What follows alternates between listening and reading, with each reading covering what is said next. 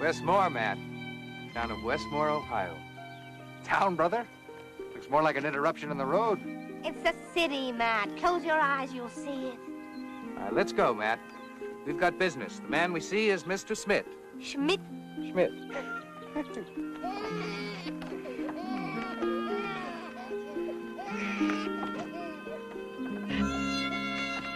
Come on, Mark.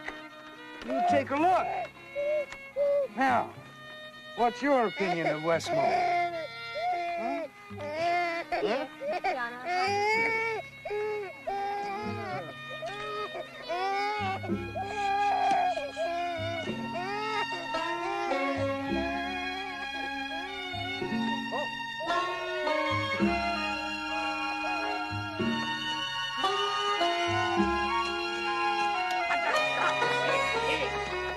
$100 you have already given to Mr. Bradshaw in Connecticut.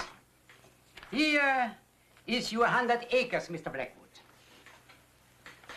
Now for the second $100.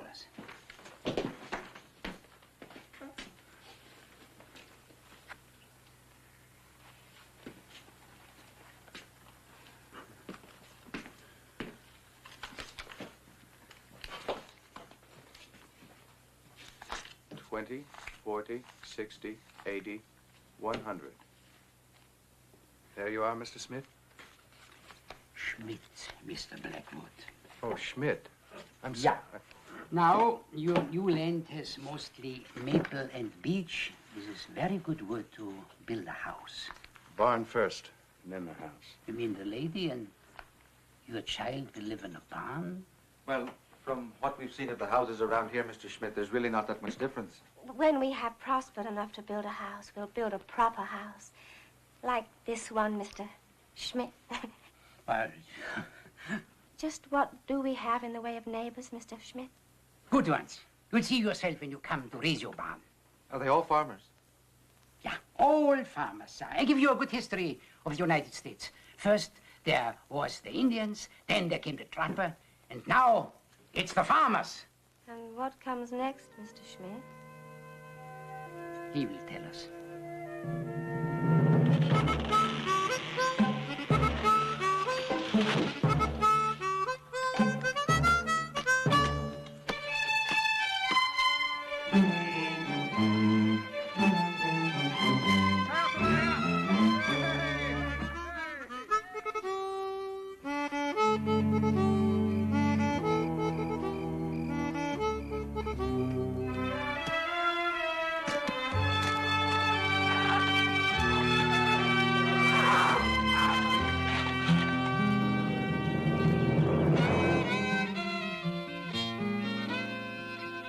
Next to you, John, green vegetables.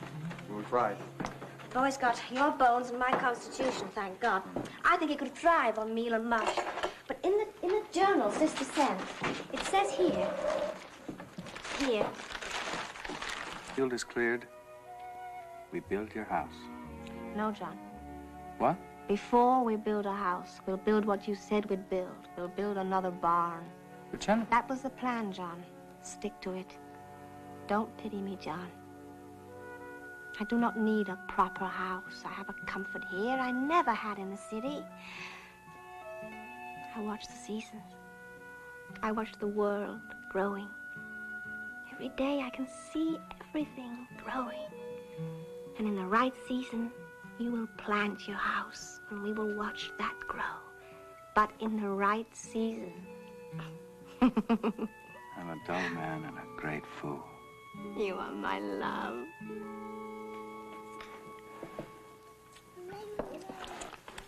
Matt tell you where he was off to? No, Matt never has any reasons for vanishing when there's work to do. Well, Matt does his share. No, John, he does not. All right, there you are. It's all ready for you. Good. That's fine. Well, let's see now. What do you like? I got salt beef, beaver skin, grain seed, huckleberry seed, all my worldly possessions, which is my axe, my plow, 2 chairs, and a table. You got any nails? Maybe. I'll take a pound of nails. Nails come to $1 a pound. You strike quite a bargain, Mr. Majors. Well, all right. Excuse me, friend. Yeah. Where are you bound with your worldly possessions? I'm heading west. West, huh? Where west? Some place where the land is still 50 cents an acre. I made my boodle here. Came out in '09. I cleared my land, I made my farm, and I just sold out for $8 an acre. Now it's time to move on. Oh, 9. Well, that's 11 years ago. 50 cents to $8 in 11 years? That's no way to get rich, mister. Rich enough for me, mister. Now I aim to go west. Land gets prettier and prettier the more west you go. Oh, I've heard that. I'm betting when I get to the big Missouri, I'm going to be in paradise at 50 cents an acre. Yeah.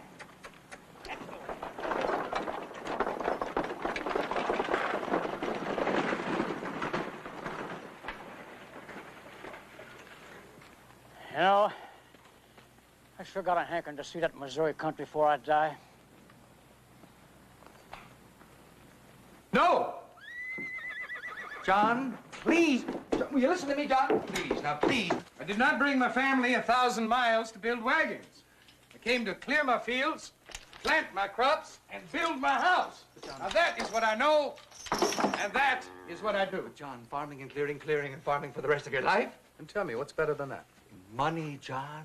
Money in the bank. There is money in the wagon business. Now, Majors, the man who owns the wagon factory, told me that he built one wagon every 6 months. That was 5 years ago. Now, he's turning out one a month, and he can't even meet the demand. And with everybody on the move, everybody moving west, think of what's going to happen once they open that canal up in Erie.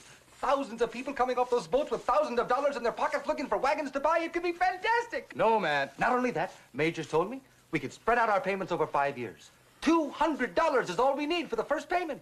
Well, 200 be the last of the money. But the beginning of a fortune. No. Jennifer. Jennifer. Mr. Major's mark is solemnly attested to by Ernst Schmidt, myself, and needs the true signature of Matthew Blackwood. Yes, where? Here. Ah. But now it's time for the money, Mr. Blackwood. Money? Yes, the,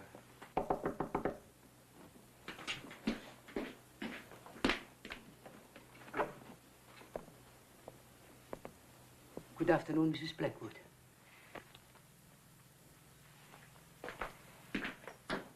With my money? Our money, John. Our money. That's right, Jennifer. Our money. Yours and mine. Now, I am a Blackwood, too, brother, remember? The farm back home was willed to me, Matt. Well, $200 is little enough to pay off my crime of being the second son, don't you think? I wanted that money to buy more land. Oh, more land, more hogs, you mean? More stumps, more pigs, more dung. Look at this place. You call this a proper house? This is where your wife and your child sleep, John. But you could have a proper house for $200. You could have a business that would... Oh, business? Now, where do you come to talk of business? What do you know, Matt? I'll tell you what I know. I know enough to know money when I see it. Money, John!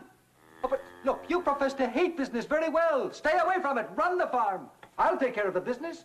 But I'll tell you something. I'll come in here one day sooner than you think, and I'll give you enough money to buy all the land you want. But you own the farm. I own the factory, correct? Incorrect. Why? Because John owns the farm and the factory. John owns... No, Jen, that is not the... You and I made an agreement, Matt. Right. The one you signed without reading it. And what would I have read? You run the business. John owns it. The factory, the property, the land, all. John owns the... Now, Jennifer, that was a dirty thing to do. It was dirty for you and I to consult behind John's back, taking the money which was John's. John's by right, by law. Jennifer. No matter how you prate of wills and testaments and the pitiable fact of being the second son, we took John's money behind his back. And we will make amends by giving John the real control of the wagon factory. I want no part of it. But you own it, John. Jennifer, I did not read that contract because of my faith and my trust in you. Then you have your first lesson in business, Matthew. Read first, then trust. I think that you are right with this purchase, Matt, and I think that John is wrong. But you're drunk with visions, Matt. Your head is so full of profit, and you've yet to learn the business. Learn it, Matthew. Learn to build wagons. And while you're doing so, your brother will stop you from being impetuous. My brother. John is a farmer, and he's also good at trading. No matter how much he protests the fact. Together, you could be the future of Westmore. The two of you. Well, Jennifer. And I repeat to you that I want none of it. I I'm want not none gonna of it be as right well. on my Jennifer! farm, Jennifer. Wait, Jennifer! And I never heard said a time in my in life. that factory, I I'll have have nothing nothing to to do do with away it. from his charity, and you forced me back. You betrayed me, Jennifer. Stolen.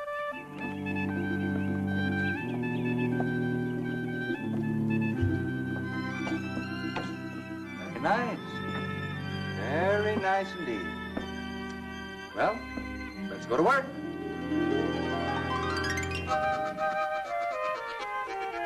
Let's go to work!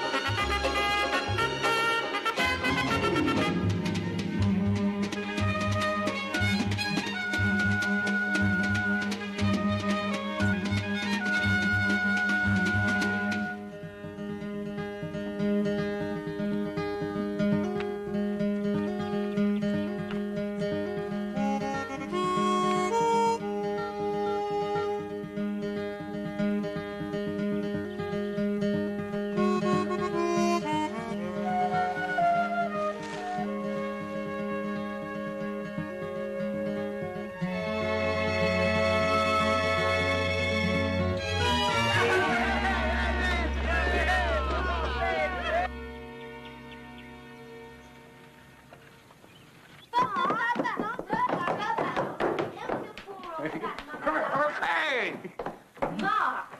Mark, come here. Now hold Harry's hand and don't let go. You're his elder brother. Remember that. You'll always forget that. Now come on. Come here. Shut up. Oh, boy. Good morning, good morning, good morning, good morning. Blackwood, wake up! Good morning, good morning. Where is everybody? Uncle Matt. Hello, Matt. Here you are. Good morning, Blackwoods, one and all. Hello, Mama. Brother John. Hello, Mark. Harry. Can you say good morning to your Uncle Matt? He's a brilliant child, such a brilliant child. He's going to be in charge of the bookkeeping department. Wait and see. Of course, I've already promised your brother Mark that he's going to be shop foreman. Isn't that right, Mark? All right. Now, come with me, everybody. Come right this way and line up right here at the door. Harry? Another one of right your here. surprises, Matt. Now, just wait and see, wait and see. Now, is everybody ready? All right. I want you to prepare yourselves to behold the one and only Blackwood Arrow! Come on, boys! Have you ever seen anything like it? Huh? Oh, it's my pride and joy!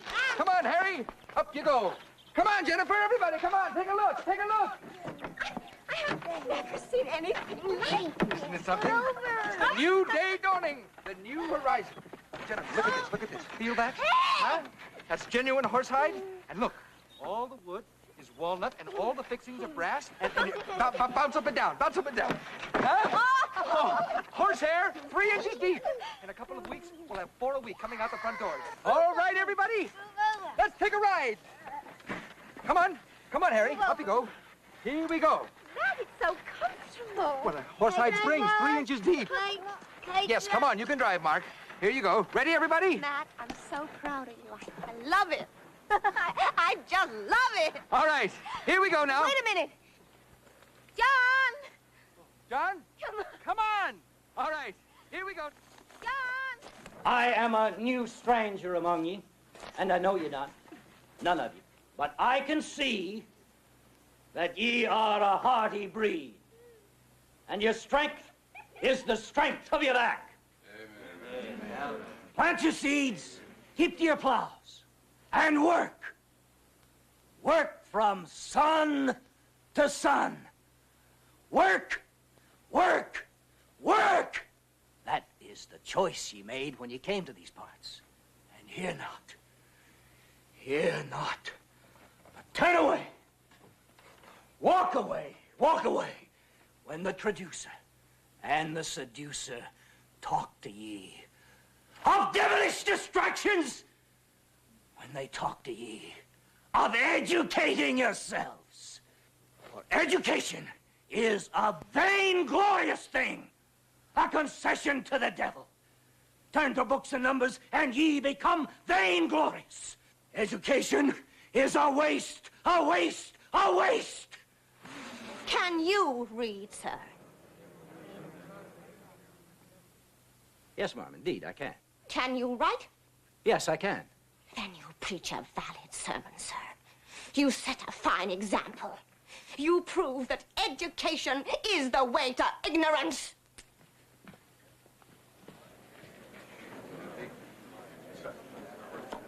How could you sit there, the two of you, and listen to that man intimidate those people? And your own children sitting there to hear that awful man's obscenities. Obscenity?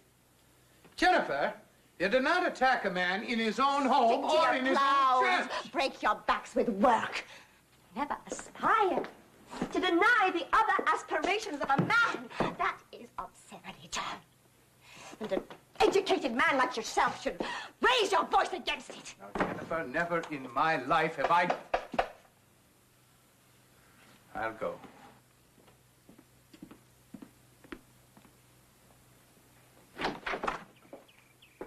Are the ignorant of God permitted in this house? If they come to argue ignorance, yes. Not if they come to preach it. Come in, sir. Come in.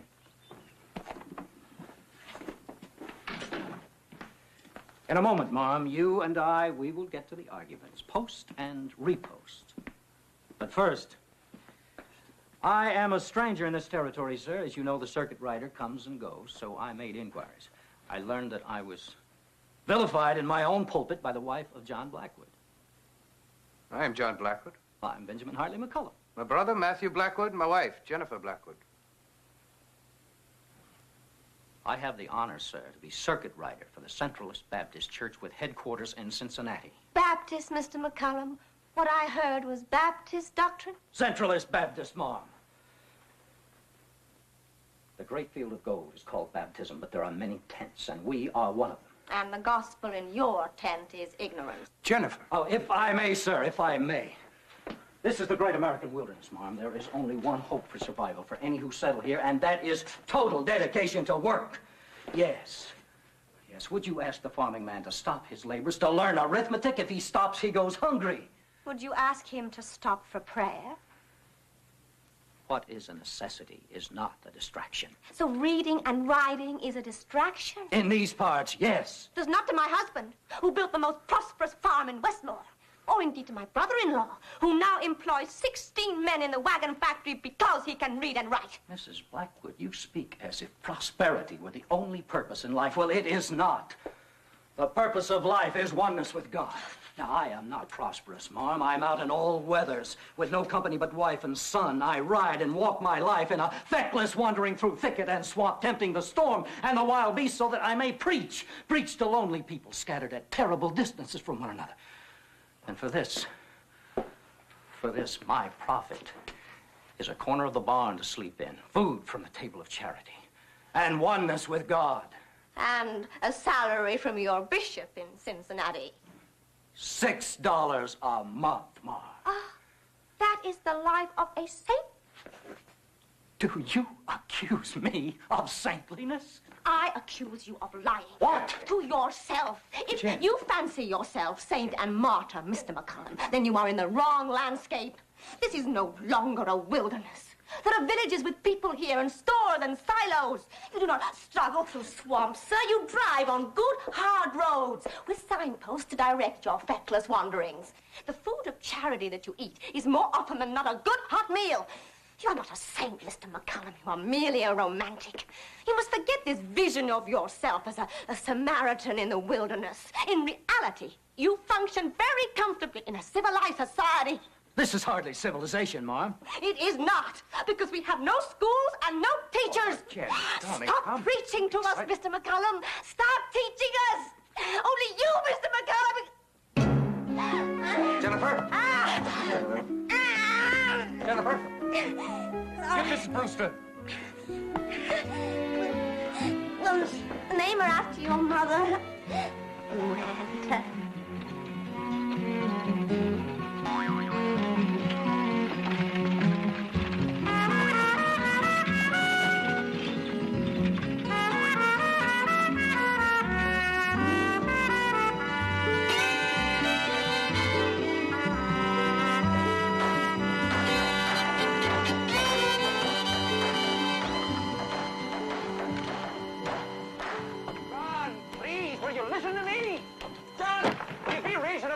Haven't you heard what's happening in New York since they opened the Erie Canal?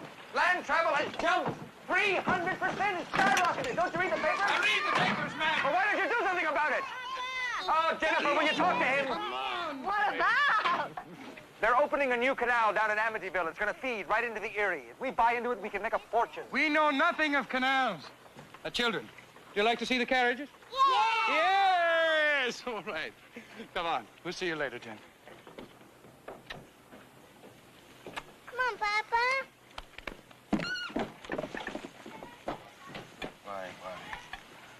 Why do I continue to plead with a mule? You've had one victory over him, Matthew. Be content with that. I don't understand it, Jennifer. You think he'd listen to me after all the money we've made on the factory? Don't you understand? He resents how right you were. Matty, in the middle of the day. Middle of the day, Mama. What? Do you set a good example to the men when you drink like this? I set a fine example. I drink better than any one of them. Jen, stay a while. Talk to me. Come inside. Please,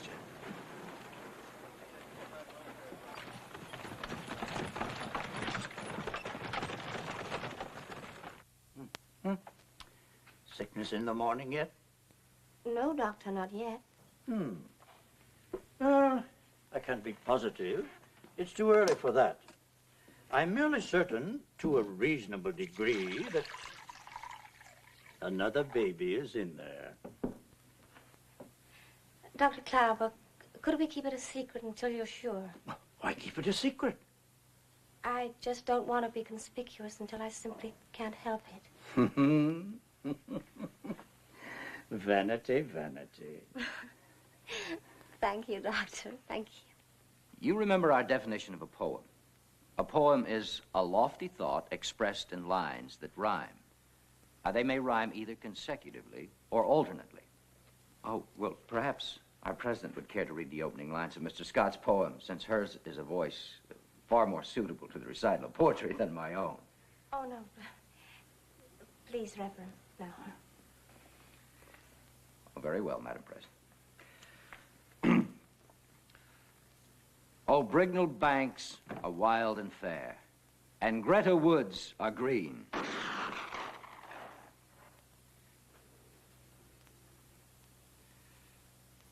And you may gather garlands there, would grace a summer queen. All right, ladies. And as I rode by Dalton Hall, beneath the turret high, a maiden on the castle wall.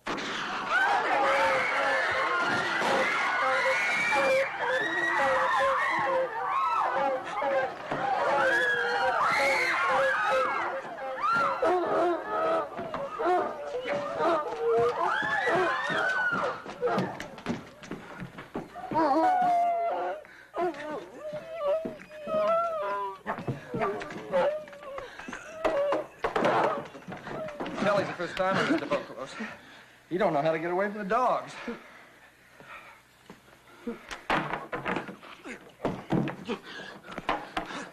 We're going home, Sam. What are you doing to that boy? Ain't no boy, missus. He's not an animal. Take that rope off his hands immediately. Ross! My apologies, ma'am. Your apologies, Ross? For the dang woman. Ross! I apologize, Mrs. Ma'am. So you're responsible for all this? No, ma'am. The responsible party is the Negro, who was darn fool enough to try to escape. Escape from what? From my plantation, ma'am. From slavery. Why, yes, ma'am. This is Ohio, sir. There is no slavery here. We are from Kentucky, ma'am, where the practice is quite popular and legal. Not in the name of Almighty God. He doesn't seem to mind. You cannot take this boy back. Not to put too fine a point on it, ma'am, I can take him back, and I intend to. Reverend. You seem unaware of the fugitive slave laws. Reverend, tell him we will not allow this man back into slavery. There are laws, Jennifer. Oh, dear God. Let me through, please. Do you have credentials, sir? Do you? Do I have what? Credentials, sir. You claim to be the owner of this slave? Show the deed of ownership. The deed of ownership, sir. Sir, I am Creed Vauclose of Bellamore Plantation in Covington, state of Kentucky. Mr. Vauclose, you are in Westmore, Ohio now, sir. You are a stranger to us, with no identity except the words from your own mouth. You see, sir, we're very legal parties here. Before we hand over any lost, strayed, or stolen merchandise, we ask for proof of ownership. Simply hand it over, Mr. Vauclose, and then at the next session of the court, when the circuit judge arrives... Ross? Ennis? Leave the Negro. Mr. Vauclose, we... Leave him. Get back to your horses. I will be back, ma'am, with enough law to push your tongue down your lily-white throat.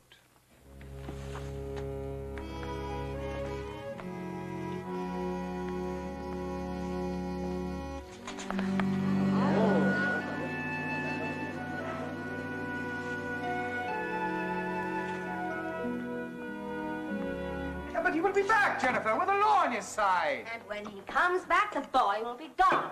He will send him to Canada through the underground. But then that makes you culpable. You talk of justice and law, and then you propose to be guilty of knowingly harboring and obstructing. What is your last name, Sam? Just Sam, missy. Just Sam? Jennifer, I'm talking about obstructing justice. Oh, here you are. Good. I've been looking for both of you. All right, now, Jennifer. John, if it is the law you are afraid of, then let us please be lawful. Let us buy him and manumit him. I am no slaver. I do not traffic in flesh and blood. Not even to buy flesh and blood out of slavery and let it go free? How do you know that this man Vauclose will sell? Oh, he will sell, Sam. Well, he will not sell. If you pound it in anger, he will not sell. He's not that angry. He said my throat was lily white. Sam Adams! Yes, he will sell Sam Adams to me. Well, I will not buy You it. have a real name now, Sam. Sam Adams. You're named after a very great man. I will not buy him, Then Jennifer. I will. Well, not with my money. Then I shall find the money myself. All right, Jennifer, you find the money and you buy him. Then what are you going to do? Would you like to work on the farm, Sam? By heaven, we'll have every black in Kentucky heading for Westmore. And the Blackwood Benevolent Society for buying and freeing runaway slaves. Are you for slavery? Now, you know better than that. Then you are against. All right, John. Here is a God-given opportunity to do something about it. One man, one human being placed on your doorstep. Simply put your hand in your pocket and buy his freedom in the name of God. It is not as easy as that. Jennifer, Matt, would you tell her the trouble she's in for? John, you're right. It is trouble, but I agree with Jennifer. Oh, you agree with Jennifer? Yes, I agree with You always agree with Jennifer. If Jennifer said the sun was the moon and the moon was rotten cheese, you'd agree with Jennifer. John. By heaven, there are times when I think that the two of you...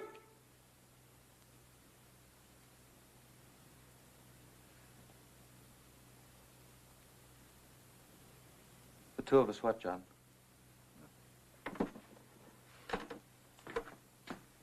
The two of us what, John? Say what you think. Could it be that you think that I'm in love with Jennifer? Is that it? Sam, go to the barn. You will sleep there for the night. I will bring you some blankets later. Is that it, John?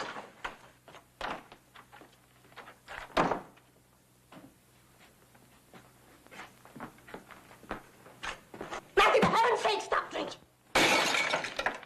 What does a man do every single time his brother turns him down? You saw him today out there in the street. We're not discussing our differences in business affairs. All right, good.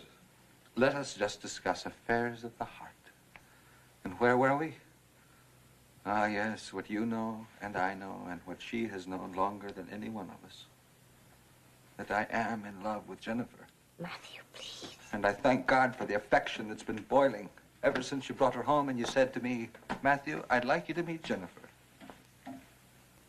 You know, John, I hated you for that. I hated you because you found her first. You might well ask, what is the great reason for this confession? Well, I'll tell you. I'm leaving you, both of you, tonight. I'm going west. I'm going north, south, I don't know. St. Louis, Chicago. Someplace where I can get some fresh air and get away from this stick in the mud who resents the fact that I was right about the factory. He was wrong. And then he sulks and he pouts because he can't turn a profit by farming that I made in the factory. And then you take revenge on me by refusing to expand, refusing to grow, refusing to see the nose on your own face. Well, I've had enough of it, John. And I'm leaving tonight. Come with me, Jennifer. No! John! Stop it! Now stop it! You stop it! Stop it! Stand!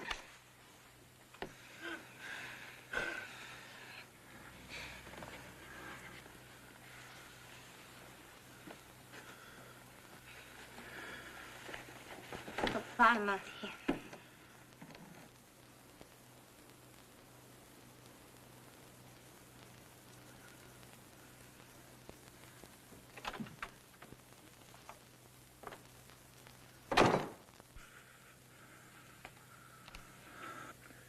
Will you buy the slave, John? What did he mean when he spoke of affection?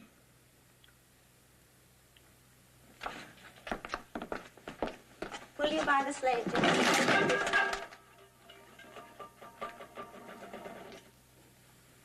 Yes, I'll buy the slave. What did he mean, Jennifer? He meant that he is in love with me. Oh, he meant that you are in love with him. Do not wish to speak of this anymore. I wish it, damn your eyes, I wish it. And will consider my wishes now, for once.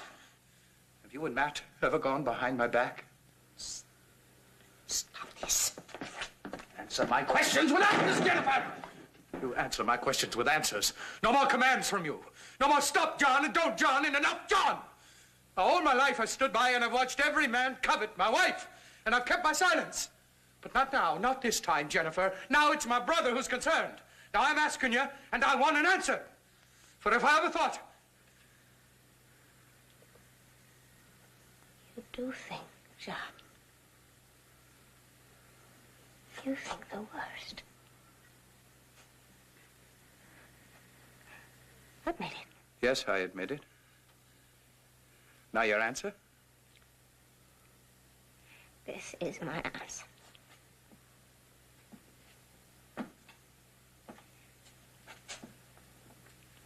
I have been aware of Matt's feelings for a long time now. I would be made of wood if I were not. I do not return his feelings. You are my husband in my heart and in my bed. As for Matt, he has never declared himself until tonight. He is a good brother, John. Honorable. I pity him, his suffering, but I admire his restraint.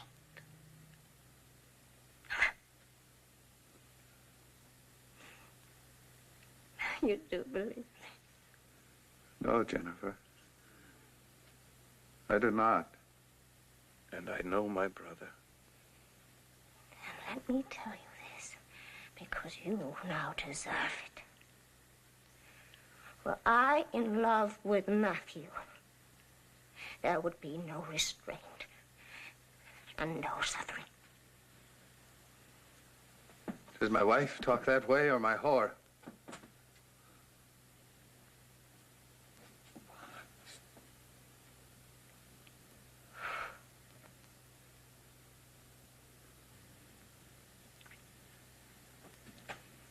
The children are yours.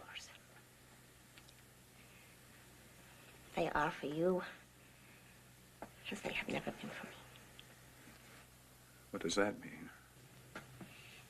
You have the major share in the factory. I expect you to buy out mine. The farm is yours.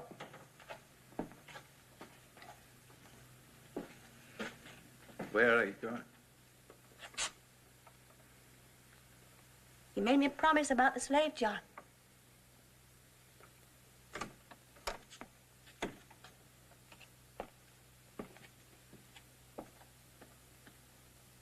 Do not continue to confuse me with your twisting logic. Pregnancy is not privileged information. Well, I mean to say it is, but not to tell the father. Doctor, when I was here this afternoon, you told me you were not certain. Not certain. If you were not certain that I was suffering from some disease, would you tell my husband I had that disease? No, I would not. Then there we are. You are not certain I am pregnant. And if you cannot tell John with any certainty, then you must not tell John anything at all. Never, Doctor. Promise me never, never, never. You have not told me why I should not. Tell me that, and do not twist me. Tonight we decided to end our marriage.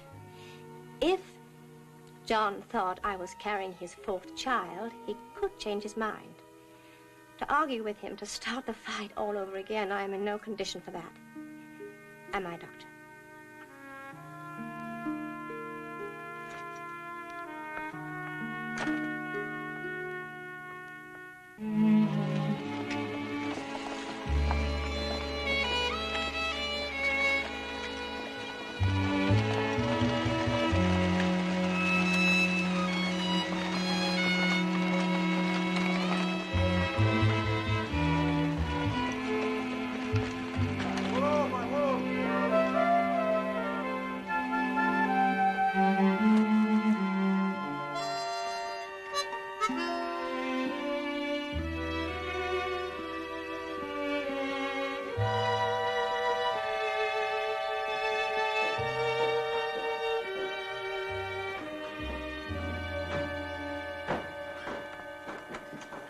Afternoon, Mr. Blackwood. Got lots of what you like today. I told Miss Pink to go heavy on the corn and the venison. And I took the cider out the barn. Because I knows you like that better than that new cider. Did they get to the threshing? Oh, they had it, Mr. Blackwood, everybody. Goes well? Yes, sir. Yes, sir. Goes very well. Good cider.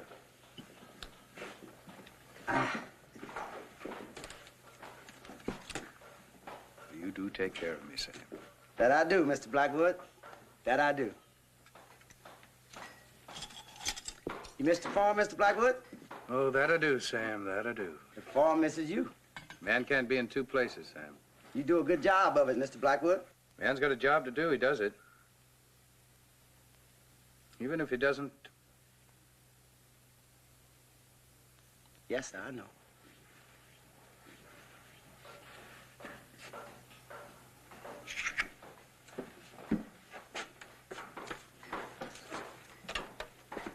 Be back in a half hour. You have a good lunch.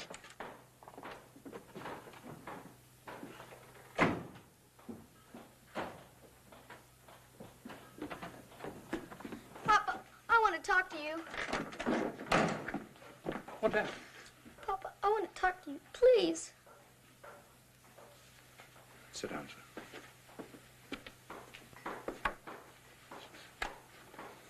Papa, why did Mama go away? I've told you. You told me it's because she was sick. You told me she had to go where it's dry, in the mountains. That's right. Papa, today in the schoolyard, Alan McCullum went over to Harry. Now, Harry's just a kid. He's only 10 years old. And Al McCollum told him his mother's a dirty old...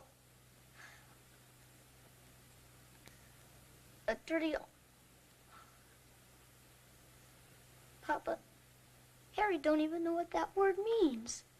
He had to ask me. And you know what it means. Papa, I go to Bible class. Margaret, leave us. Oh, this boy is... Leave us.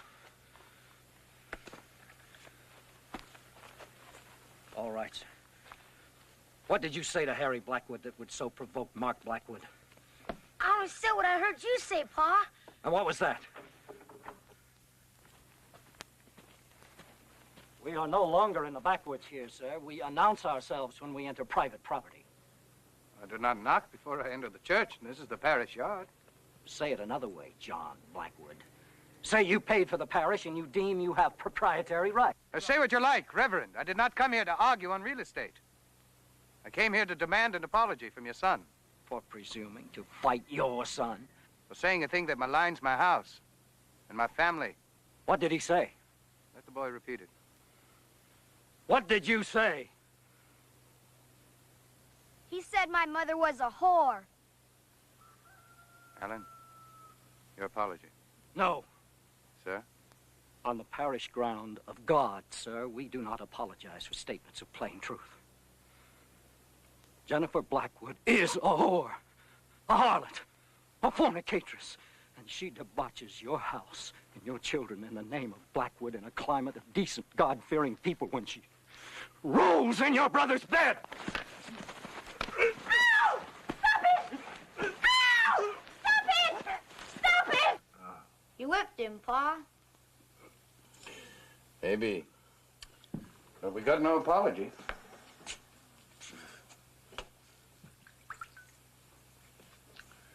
Pa, what did the Reverend mean when he said, you know?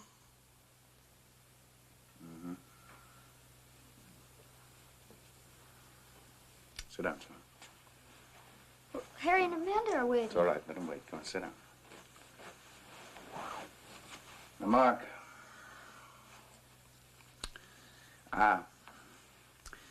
Mark, you're 12 years old. 12 and a half, Pa. Oh, no. You're 12 and a half, and Harry and Amanda, they're still children. But you're 12 and a half. So, now, Mark, son,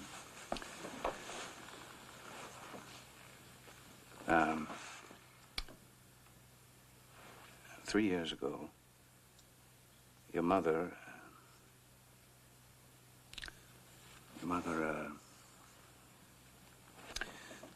deserted us.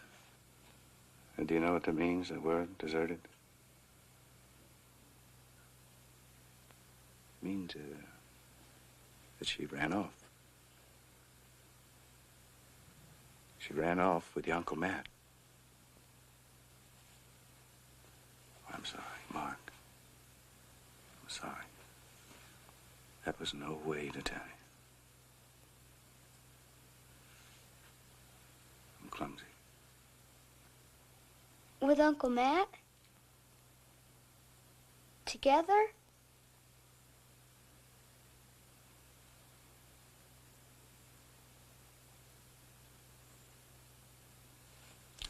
Go in. All the others.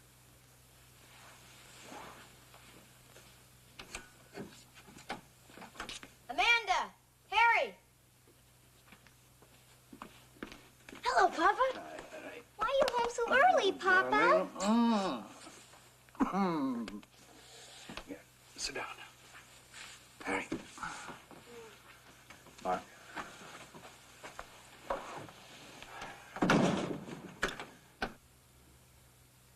Children. Harry. Amanda. Mark. Your mother is coming home. Is she all better, Papa?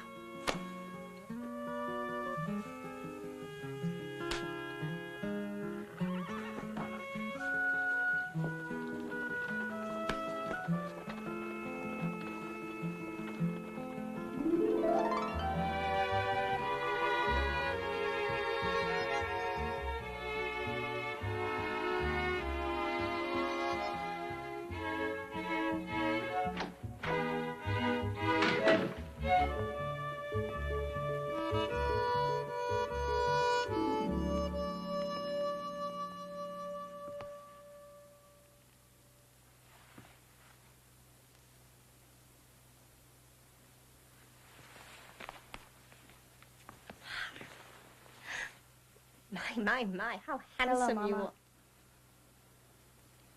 Harry? Is this great big boy my Hello, Harry? Mama.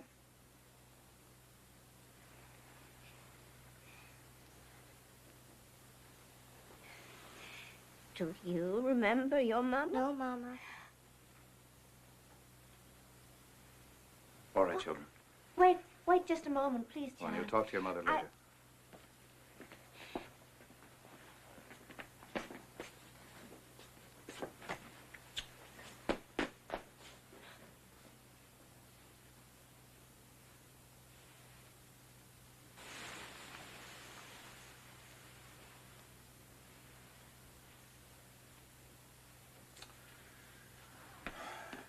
It was very like you, Jennifer, to ask for no forgiveness, offer no apologies.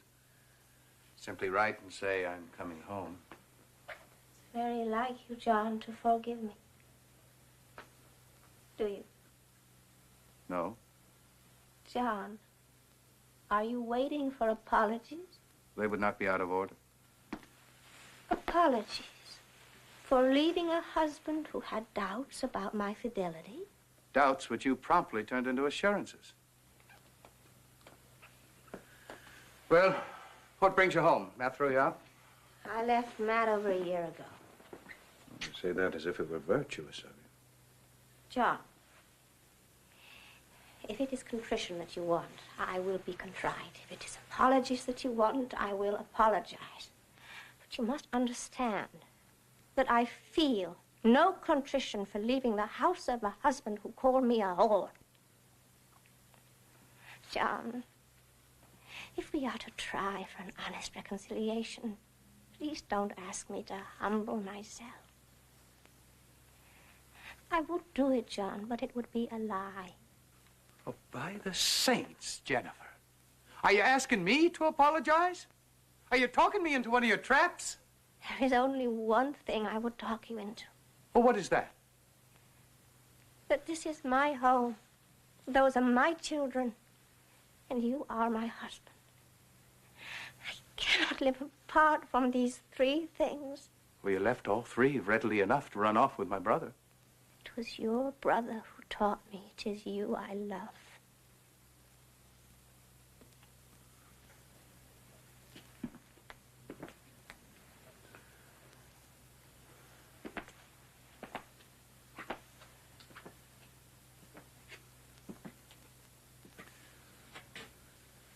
Is that your only baggage? I have other things. Shall I send for them? Yes. They should be here within the week. My friend will bring them. What friend? Not Matthew, John, not Matt. What sort of friend? The name is Lopez. Senorita Elvira Lopez.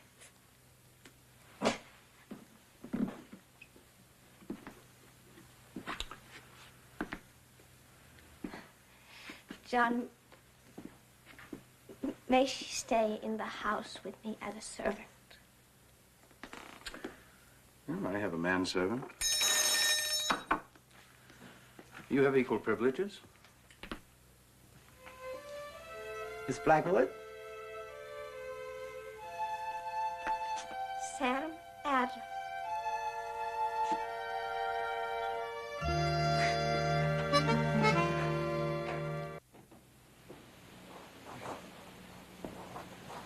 That's it, Miss Blackwood. Sam, how beautiful. Thank you, ma'am. Yes, ma'am. I built it myself. Because Miss Blackwood, he helped me a little bit.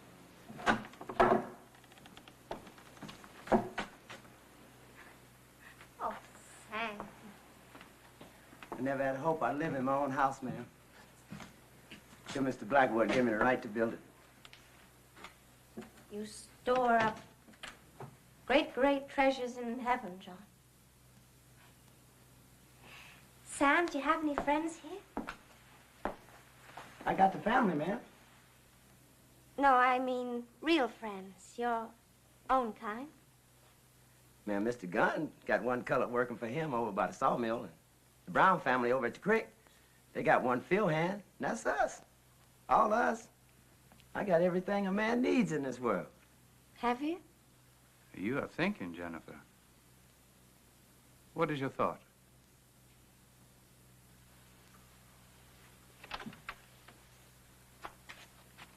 Ma'am?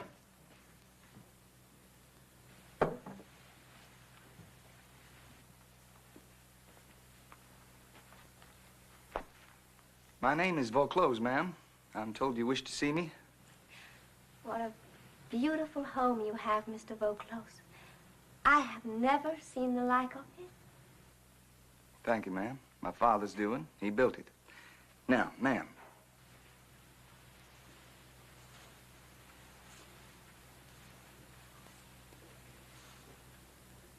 After only 3 years, Mr. Vauclose, am I so unrecognizable? Mrs. Blackwood.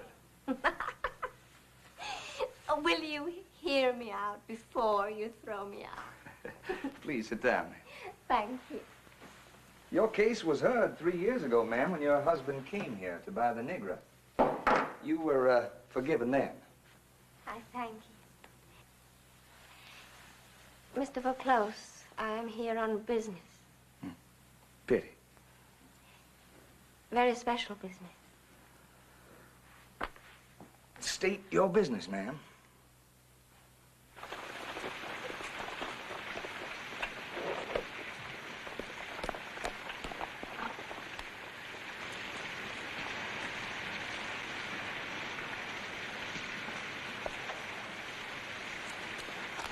Not your luggage, Miss Blackwood. No, Sam.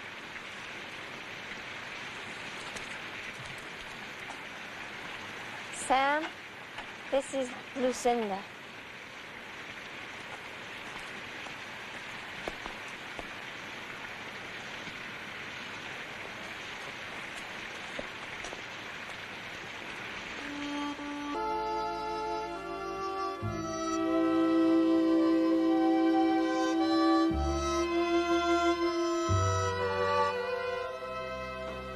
Take care of that sorry now. Mr. Blackwood. Mr. Blackwood, I've got specifications for you this time. All right, Miss Plunkett. There you are. Nice day. Oh, it's a fine day, Mr. Plunkett. Couldn't ask for better. Thank you.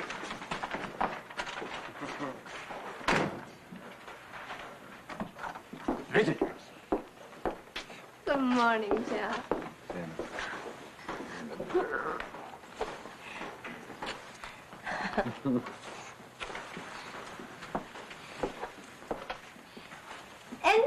Entra. John, this is Elvira Lopez. How do you do? Elle dice cómo estás. She speaks no English, John. Jennifer, you did not say she would bring a child. This is not her child. This is Carver. This is Carver Blackwood. That's? No, John. This is your child. Matthews? Ours. Yours and mine. I was carrying this child when I left the house. Dr. Klauber can tell you. Klauber is dead. Oh, of course. You did not know that. Klauber's death comes as a great shock to you. Now, the one witness to the truth can never testify against you. John, are you calling me a liar again? Your bastard son, Ann Matthews, does not live in my house, Jennifer. No, not in my house. Not in my house.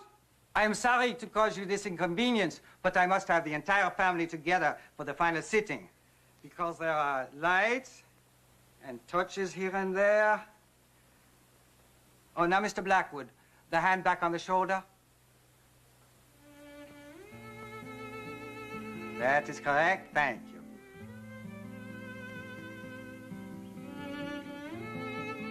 Little while now, you may look. Only a little while.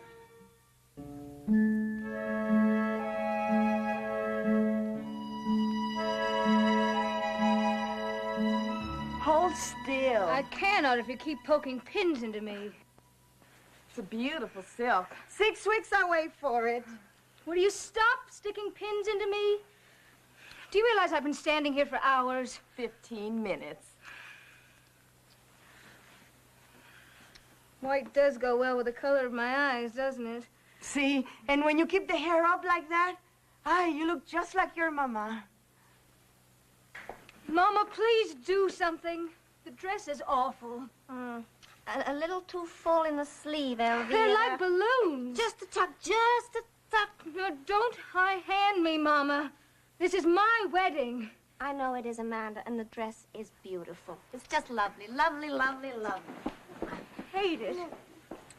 Just hate it. No, no llores, mi amor, no llores. You got no call to be so nervous. You're gonna be the most beautiful bride this town ever did see. Yes, she is, yes. Alfred Brinkerhoff's gonna be the proudest man ever walked in mi amor, pants. claro que sí.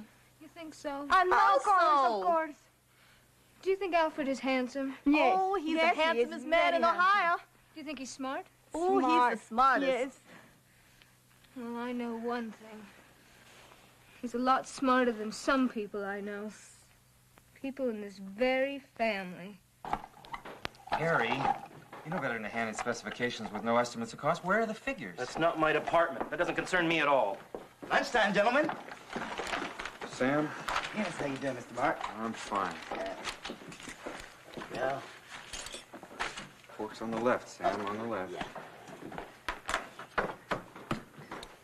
Here, I'll do this. You go on back to the shop. Oh, you don't want me to finish up here? He wants you to do as you're told. Yes, sir. I'll do exactly like I'm told. Why do you feel you have to talk to him that way? If we lived on the other side of the river, we'd call him an uppity nigger. But we're not on the other side of the river, and you know how Papa feels about that. Good morning, Papa. Mark. All right. Good morning.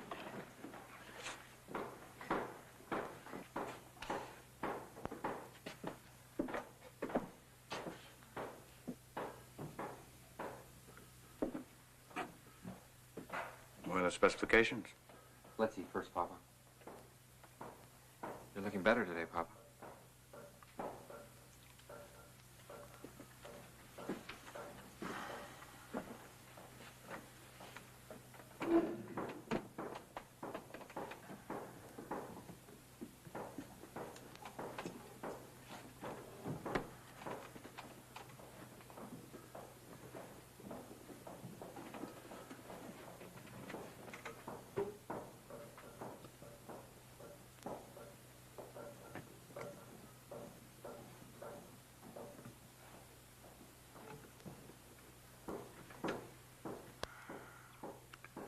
What's wrong with the specifications?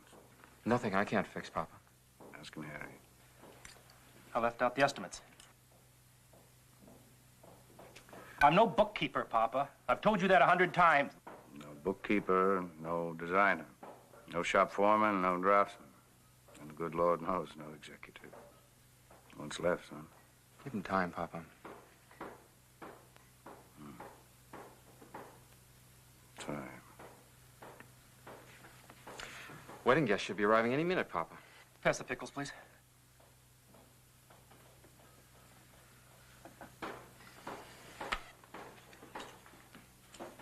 We're gonna have Miss Butler and Miss Hanks extra in the kitchen with me and Miss Pink.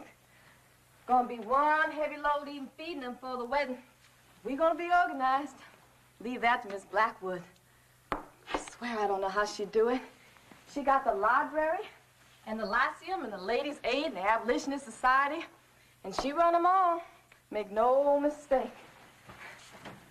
85 people coming to the wedding don't bother her none. Work going good, young Sam? Pretty good, Pa. You like it? They gonna put you in the office? More axle grease. Do you get on with Mr. John? Sure. He's a good man, young Sam. He's a man.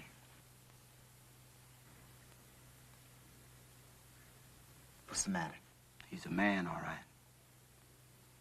He's a man that brought your ma and your pa out of slavery. Manumitted them, made them free. Give them a life. Give him a house so you can be brought up to learn to read and write and work in an office. Now, that's the man he is, and I want you to have respect. All right, Pa, all right. I respect Mr. John. Poor little Amanda. She's so tearful about her wedding gown. That poor little Amanda needs a good kick in the bottom. Young Sam! All right, Pa, all right. All right, I respect her. I respect Miss Amanda. I respect all the Blackwoods, every bitty one of them. Yeah, Mr. Johnny walks around here like he ain't got no more sense left. But I respect him. And Miss Amanda, she ain't nothing but a spoiled brat, but I respect her too, Pa. I respect her because you say so. Young Sam!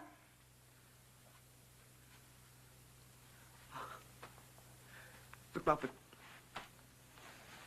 3 weeks now, Ma, all I've been hearing is wedding. Wedding, wedding.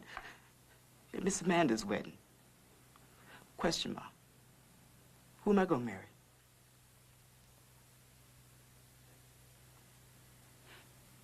No answer, right? That's because there ain't no colored girls around here for me. Oh, yeah, the Browns are by the creek. They got that spiny little knot-headed thing. But she looks like a frog, and besides, she's only 11 years old. Now, who else is the possibility around here?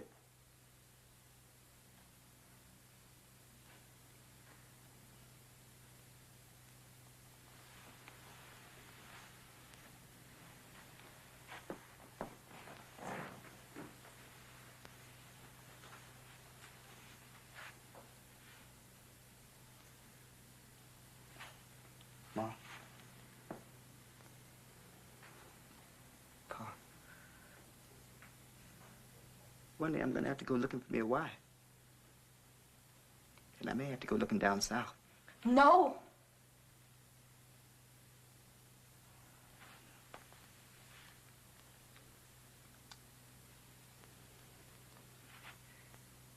Just think about it, Ma.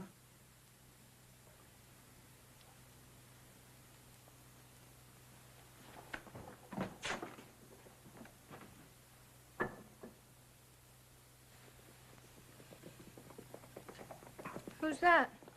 Wedding guest, maybe?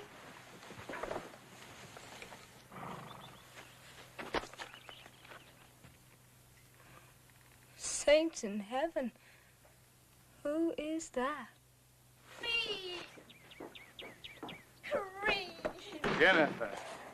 How wonderful of you to come. My dear Jennifer. How thoughtful of you to invite someone from the distant past. Now, you must not mention the years. They sit lightly on you, madam. Oh, my. Come inside. I want to hear more of that southern flattery. You are staying in the main house. Sam?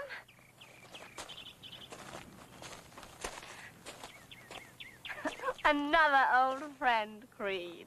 Indeed. How are you, Sam? Very good, Mr. Vaucluse. Very happy to see you. On a very happy occasion. Yes, sir. This is my boy, Pelly.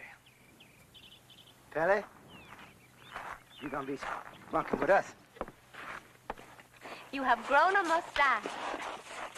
We had so much to talk about. Happy things, sad things.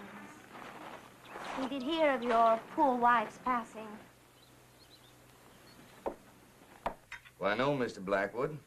Myself, I hold with the views of John C. Calhoun, South Carolina. And what's Mr. Calhoun got to say? Mr. Calhoun fears what he calls the tyranny of the majority. And does Mr. Calhoun offer a solution to the question of slavery? He does. What is it? Good evening, one and all. Family, friends, strangers, Mama. Is that for me? Carver, where have you been? Mr. Vaucluse, this is Carver, my youngest son. Very pleased to meet you, Mr. Vaucluse. Here, Daddy? What's for supper, Lucinda? Supper's over. Oh, we'll just put something hot on a plate. Anything as long as it's wholesome and filling and nutritious. You'll take what we got. You're something of a myth in this family, Mr. Vaucluse. It's always nice to meet a myth with flesh on his bones. You must pay no attention to Carver, Mr. Vaucluse.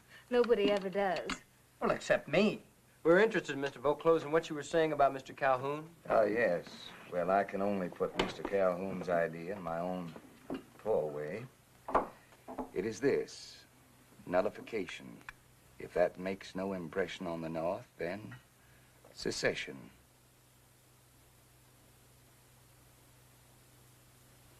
Well, say what you like about us Northerners, Mr. Vaucluse. We do set a good table. Extremely good, sir. Secession would mean war. No, no, ma'am, never war. The majority will see the light and allow the minority to indulge in its inalienable rights. Do you mean constitutional rights, Mr. Vaucluse? Where in the Constitution does it state that slavery is an inalienable right?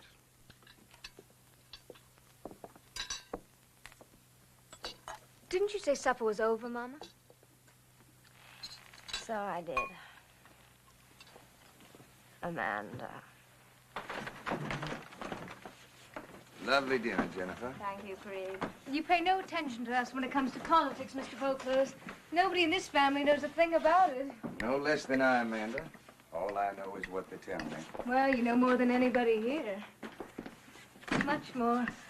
Now, I want you to tell me all about this Mr. Calhoun.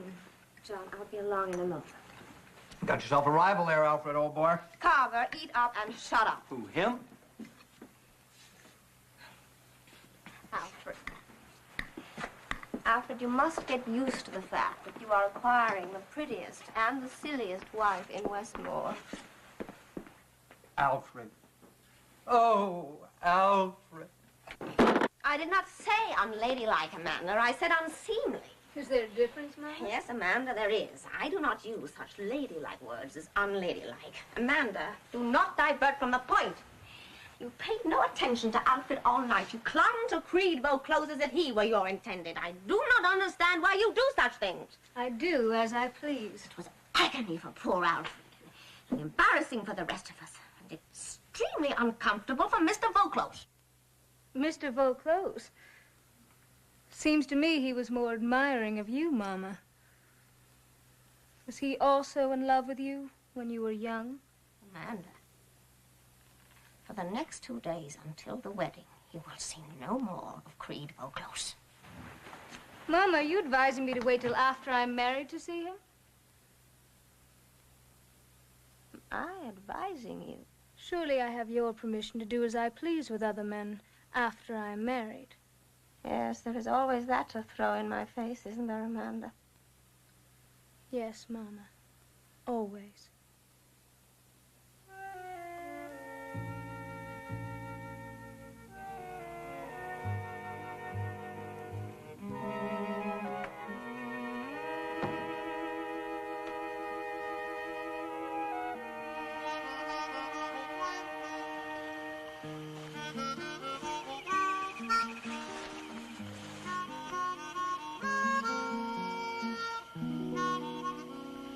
She the daughter of who, you say?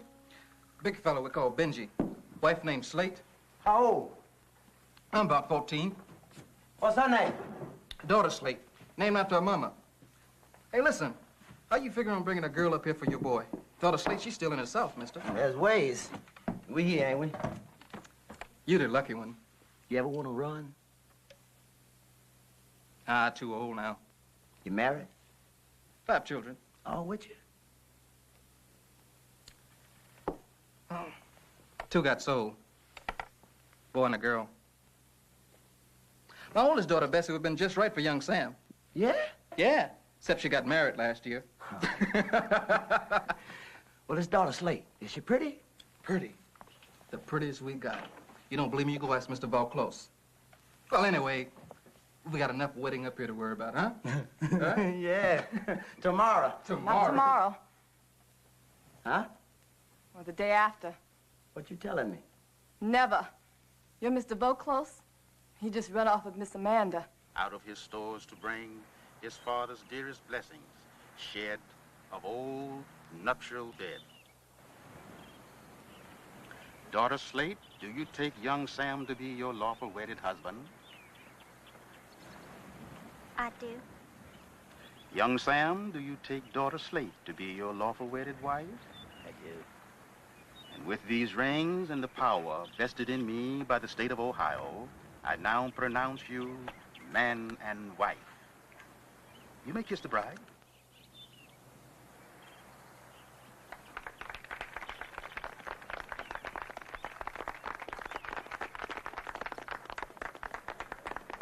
Wine, Papa?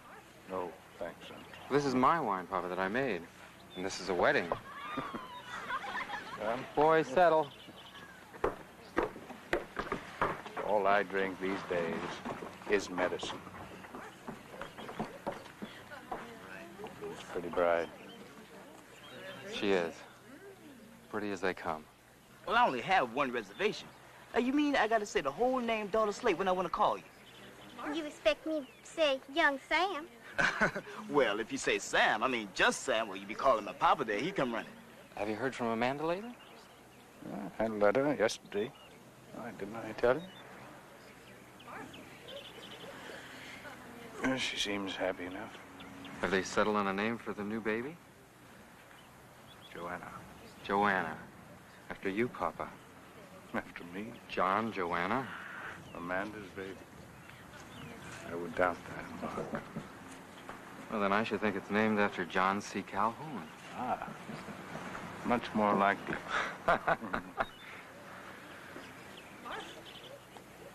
Is there going to be a war, Mark? Yes, sir, there is. Hey, looks like somebody's pretty late for the wedding, ain't they?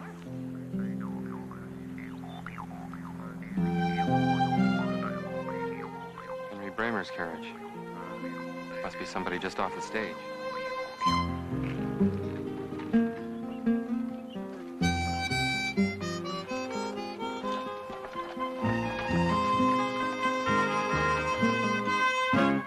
You mean to tell me that you don't know who James Elroy is? James Elroy is the railroad king. A king is what he is. Do you know, John, there are not 6 people in this entire country who are as rich as James Elroy. I've heard of him. Yeah, John, you'd love him. He's a wonderful man, and he's got a beautiful wife. I mean, absolutely charming. So, with the land that we've now accumulated, and with what we're going to accumulate along the river... You know how much land we own?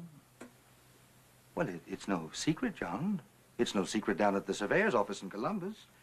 And, giving credit where credit is due, judging that I am somewhat responsible for the acreage we now own. I sell no land, Matt. You've already sold it, John. I have what? Now, John, listen to me. James Elroy is planning on pushing the railroad right through Westmore instead of going around the hollow. Now, that's very good. That's very bright indeed, because that saves a lot of time negotiating and all that nonsense, you know. So, we are going to make a commitment. In fact, I have made a commitment on all Blackwood land right here along the river. You made a commitment on land you do not own? Now, wait a minute, John. Wait just a minute. That is Blackwood land, and I am a Blackwood. Matthew Blackwood is... I assured James Elroy that I could speak on behalf of my own brother. Go back and tell the railroad king that your brother sells no Blackwood land. John, listen to me. Do you understand?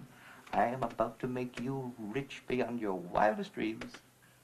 I am richer than I ever dreamed I would be. Yes, and who made you that way, John? Who forced that damn factory right down your throat, huh? Yeah, I never bought the factory if I hadn't been cheated into it by you and my wife. Oh, John.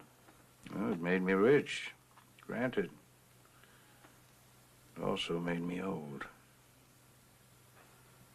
If we could turn back, I would still be pulling stumps, growing corn. I'd be a man. Now, listen to me, John, please. Be reasonable. John, don't walk out of this conversation, John. Now, look, John, do you understand? I have signed my name on the dotted line. I've made a commitment. Do you understand what's going to happen if I back out? Prison, I would guess. For fraud.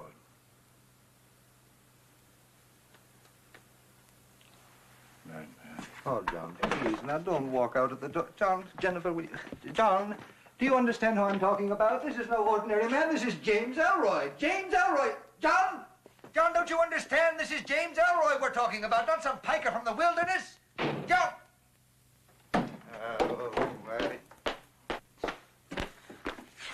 You know, he has not changed one bit. Oh, what a bloodthirsty way to take revenge. Jen, will you talk to him? Will you talk some sense to him? Oh, that was not sense you were just talking to him. Hmm? Oh, that Puritan wit. That ice-cold Puritan wit that used to freeze the sheets we slept in. Now, you know what I mean, Jen. I'm talking about the sense we made with the factory. Oh, Jen, do you realize how much we could have made on those Erie Canal shares the time you stood by and you let him turn us down? And you can't let that happen again. You've just got to talk to him. Matt, he no longer listens to me. You could climb into his bed and talk to him. He is old and sour and sick of me. Jennifer, do you believe what I'm saying about the railroad and what it could mean for us? Yes, Matt, I believe you. Well, then to hell with his consent. You can back me up with the land. Matt, he owns it. Every single inch of it. He learned that from the two of us. Jennifer, you don't understand. I had signed those contracts with Elroy. You must have connections, Matt. You move among the high and the mighty. You must know the right lawyers. What? You are taking revenge on me, too. For what? For all those nights in my bed? Damn good nights they were, too. 1 moment ago they were cold. Now it seems they were damn good. Make up your mind. Well,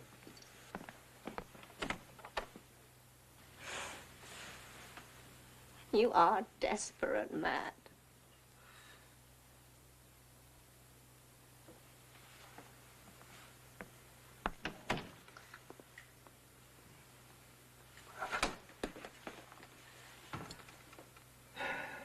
Mr. Elroy, I'm afraid. Jimmy, my boy, let's just reconsider for a moment the railroad. If we...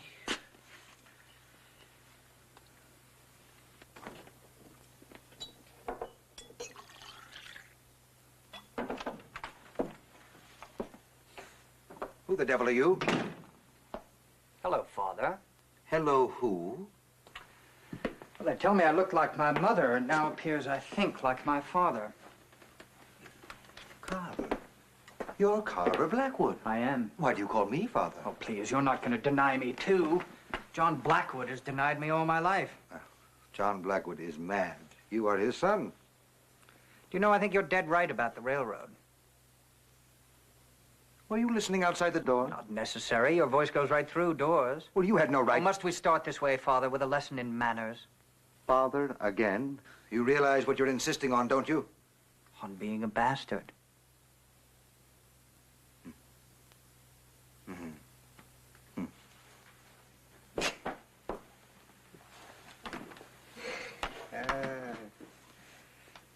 So, you think I'm right about the railroad, do you? Dead right. How would you know? I'm very bright. Oh, and your brothers, are they very bright as well? My half-brothers? Well, Mark is a fool, and Harry is his fool. Ah. Carver, you don't suppose we could persuade your brothers to agree on the railroad, do you? No. Why not? They're too religious. Well, what has religion got to do with it? They worship their father. Yes, of course. You haven't got long to wait. What do you mean? John Blackwood is a sick man. A dying man, actually. When he's gone, the family will need you. Mark and Harry certainly won't be able to run things. What about you? Well, you don't simply pass over the firstborn and bestow largesse on the youngest. That's not the way dynasties are run. Dynasties? That's what my mother has in mind. Oh, she does she? Carver, tell me about your mother. All you need to do is stick around. When John dies, she'll know you're the man to handle things. My mother is intelligent enough to discard her prejudices when they're not expedient. Besides, I trust it isn't bad manners to remind you that you have had some experience in handling her. Yes. Well, I hardly think that your mother is likely to agree with me.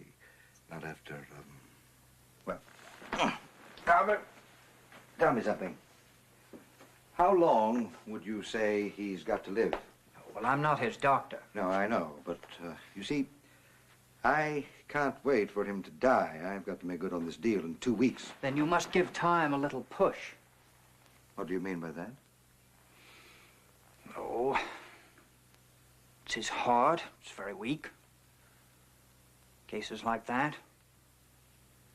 One bad shock. You are a cold-blooded little snake, aren't you? Yes, well, I've been told often enough I resemble my father. Albert, I'm not your father. Of course.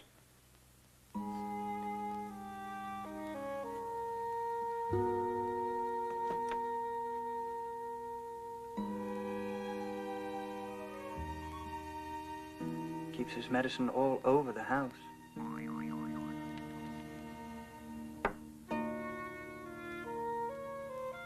In case of emergencies.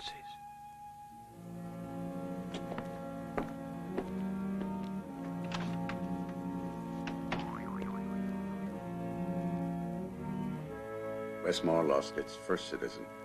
And what was said from the heart. Bless you. Thanks.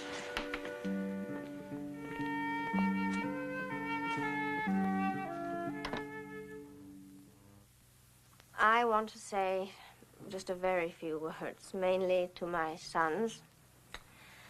I want them to know that I have asked your Uncle Matt to take over the running of the factory and the main responsibility for supervising the family's affairs. Matt? Thank you, Jennifer. I'm glad to see you still believe in wasting no time. Mark? Harry, I'm told you're a very competent businessman and totally familiar with the way your father ran the firm. Now, I am glad to hear that because I expect to depend on you, both of you, in the days and months to come. Everything your father did was for the good of everybody connected with this house. But it's a bigger house now. So we must all embrace a bigger vision, because very soon it's going to be an even bigger house. It isn't just those of us in this room anymore. It's those in the next room knocking at the door. You get my meaning? Yes. I'm sure you do. You know, 100 years from now, your children's children's children will be telling everybody what a smart bunch they picked for forefathers. Any questions?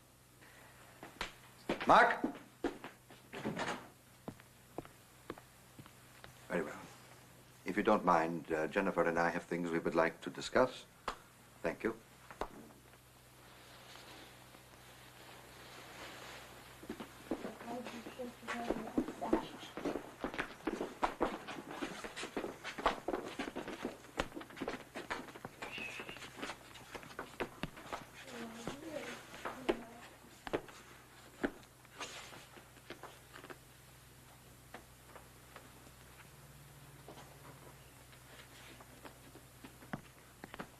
You know, that boy kind of defies you to like him, doesn't he? Well, how was I? How did I sound? You made your point, Matt. You are now running the business. Thank you. You run it, I own it. That's the deal. Mark can be a very great help to you. Harry, well, you know what Harry is. Yes. Never, ever take advantage of him, Matt. And never underestimate me. Jennifer, Jennifer, now wait. Jen, please. What makes you so distant? I am in mourning, Matt. Distant to me is what I'm saying. I'm sorry. My mind is so full of John. Why did he have to suffer so at the end? But John is dead. Not yet cold. And when he is? What then?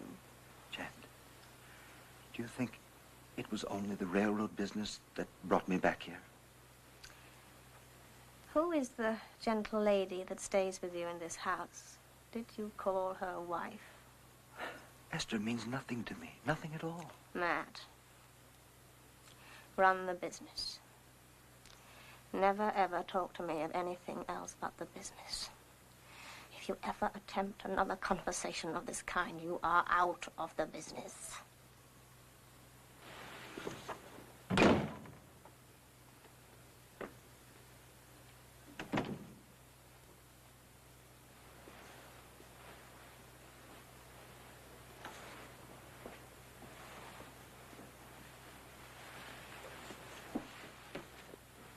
All right, Mama, why? Your Uncle Matt is a very capable businessman, Mark. You can learn a great deal from him. I know more about this business than he ever will, Mama. Much more. Please, answer my question. Oh, you're a good man, Mark. You're the best man I know. Go on. That is your flaw. Good, kind, decent men are not made to run large businesses, Mark.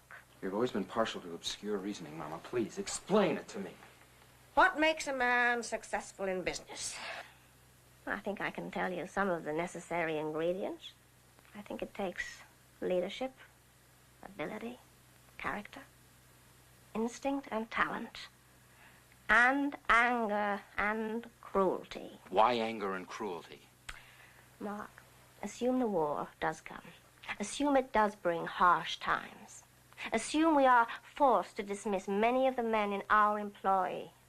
Could you do that? Could you? Could you send old friends out in the streets? If it had to be done, yes, I would do it. No, Mark, you would not. Why assume the war will bring hard times? Why not assume it'll bring us even greater prosperity? Mark, you do not run a business on sentimental assumption. Father was a good, kind, decent man. He ran this business well. Yes? Because he never had to make a ruthless decision. In his time, the business grew and grew all by itself. You're moving into different times now. Harder times, louder. The brutes will have the best chance of survival. Oh. Be patient, Mark. Watch your Uncle Matt. Learn from him, because... Learn what from him? To be a brute? When the occasion calls for it, yes. Mark, we are now entirely surrounded by old friends and good neighbors. They make us feel safe from the future, but that won't last forever. The new Americans are on the way, Mark. Ruffians, hard, mean, and hungry. Do you think you could handle a factory full of them? You don't think I could, do you? You are too good and too kind. Mama. Listen to me. We might be on our way to big things, big events, big money. We're big enough. Big enough in Westmore. But we are a big family, my son, and we are getting bigger. We must think in bigger terms than Westmore. Big in Ohio. Who knows? Big beyond that. So that every Blackwood ever born will be rich. Very rich. And you cannot build that kind of a bigness on sweetness and light. No. Not entirely. You have to be cruel. On the right occasion, yes. Well, then, Mama, you should run the business. Leave you me, my son. If it were at all possible, if it were not an immorality for a woman to go into business, rely on it. I would be running the factory and not your Uncle Matt. I'm sorry, Mama. Why? Because you were angry with me? No, Mama. Be angry, Mark. No, Mama. Be No, angry. Mama. No, Be Mama. No, angry. Mama. I didn't mean to say it. It was... Cruel?